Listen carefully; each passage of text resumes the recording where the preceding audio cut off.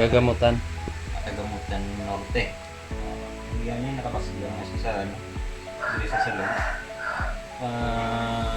Tapos, ang ba niya ginagawa?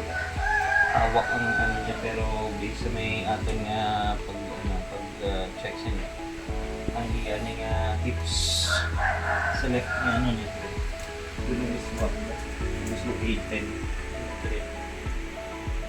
Dislocated dun eh. Mga pila na ni ka days, sir? 5 days, sir? 5 days.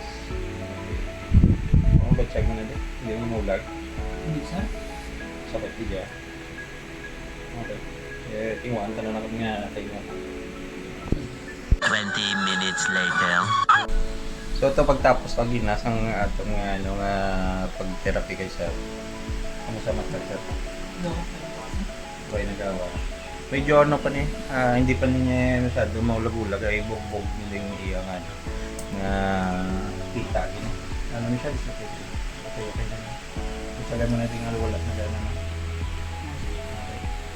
Okay. Goods na ka? Basta may gusto kayong bal? Sir, thank you, sir. Oh, thank you. Bigyan na ako ng tos. Oo. Hopefully, dire-diretso na pag ano. I-monitor pa ito nagyapon. Okay? Sige, sir. Thank you. Okay, so good day sa tanan. Bye-bye. Amen.